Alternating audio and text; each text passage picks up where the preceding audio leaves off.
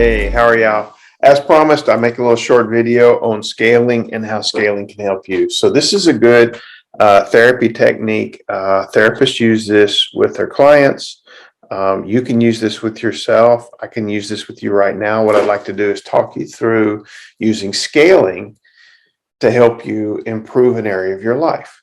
So a lot of times, solutions to your problems are well within you. You can find them. You just have to bounce it around and you have to figure out where it's at in you so that you can pull it out.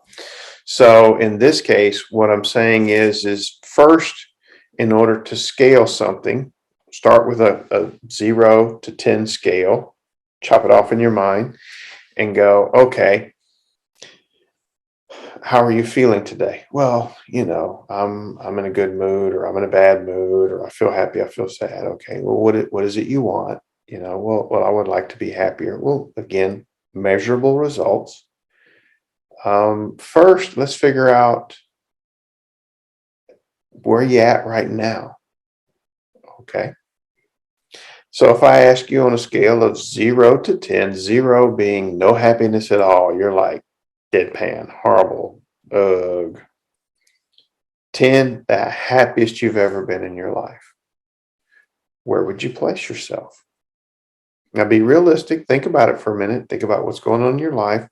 Where are you at? And I guarantee you, most people will hit the average and they'll be somewhere between 4 and 8, 4 and 7, depending on what's going on. There'll be a few people that their day is really tanked out and they're down around those 1s and 2s. And there'll be people who, like for today, they're woohoo, and it's really only today.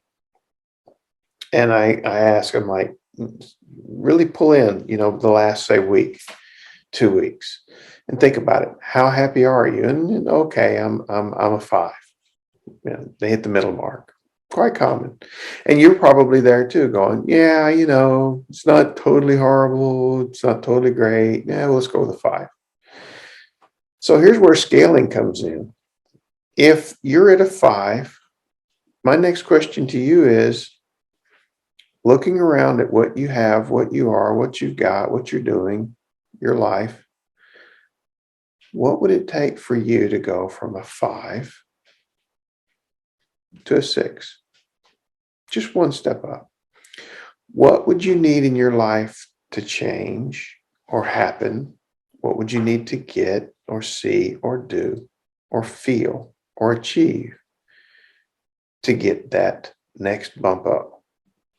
Now, for some people, they might say, they give me these outstanding, way up, heavy, goddamn fly. I'm sorry. Fly got in the house and, he wants to be part of the video. He thinks there's royalties involved. I'm sorry. I'm going to keep on rolling with this. So you're at the 5, and to get to a 6. My question is what would it take to get you to that 6? Sorry. Life. So what would it take you to get that bump up, realistically? And sometimes you might realize it's something that's not that big. You might just say, I think if I lost 3 pounds, I would feel better. I'd be happy. I'm trying to do this weight thing. And that would bring me up to a 6. Great. Other people would say, if I could, see this person, talk to this person that I wanted to see, hang out with my friend, maybe. Now, you may have a hard time coming up with an exact thing. There is that perfect day, what I call backdoor into this. If today is a 5 and you woke up and tomorrow was a 6, and we established that it must be a 6, great. What's different in your life? What's happening in your life that your life shifted from a 5 to a 6? Now think about it. If this is your life now and you've had an okay day, you've had fun, you got to do some things, you're enjoying yourself, and now you're going to make that bump. You're going to come up to a 6. It happened. What's different in your life that made it a 6? That being said, if you wanted to go all the way to a 7, If you woke up tomorrow and your life wasn't a 5, but it was actually an 8, what things would be happening in your life? Great. Now, here's the tougher part, but I want you to do this one. If you woke up tomorrow and your day was an 8, 3 points higher than the 5 you are now, what would you yourself look like while you're walking around? Think about how you are doing today, how you're acting, speaking, what you're feeling, not just physically, but emotionally. What's going on with you? Now name those things off. And if you tell me, well, yeah, when I'm up to an 8, then I'm whistling and I'm walking around and I'm, got that, in my head, and I'm just feeling happy. I'm just smiling. Yeah, when I'm feeling an 8, I'm actually people see it. I'm friendlier. I'm saying hi to more people, and I'm like, okay, great. What's stopping you from doing those things now?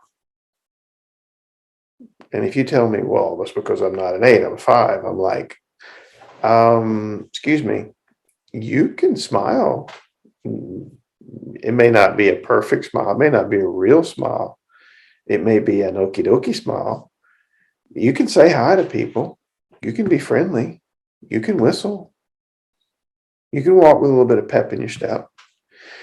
And if you do that, you will notice that your day will start to shift on its own. You will attract to you those people and those things that fit the mood you pick. You don't believe me? Do it for a day.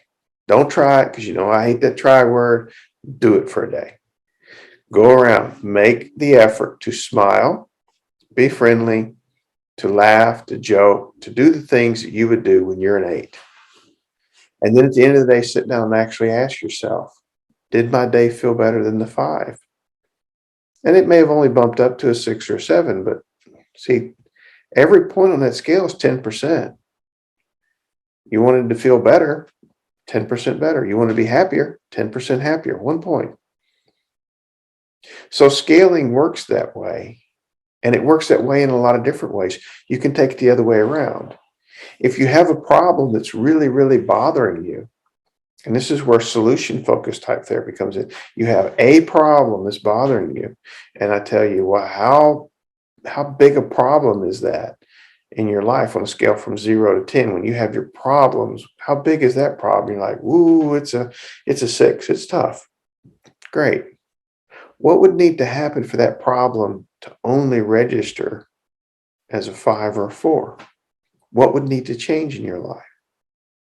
See, there's where scaling can do all kinds of things. When you think like this in measurable results, my friend's back again, measurable results, then you can also think about what you need to do to tweak these numbers and change things. And that's what I want you to focus on. Try the scaling exercise. See where you're at right now, this moment, and then ask yourself, what would need to change in your life to improve that number from wherever it's at to 1 point higher? Or if it's a problem, from where it's at now to 1 point lower. What things need to happen in your life for that to occur? And are those things doable? And in the case of emotions, ask yourself, how would you be different if you actually experienced those things and enjoyed those things? How would you look? How would you talk? What would people see that's different about you? Then do those things. And I guarantee you, you will feel a difference in your mood. There will be a shift. And this you can do all on your own. So that's kind of some of the stuff with scaling. There's a lot more to it, but we're going to leave it at that because with practice, you get better at doing it. And it's a good way of looking at things. It's a good way if you have kids to help them understand and measure their feelings in a way that you can go, and what can we do to change that?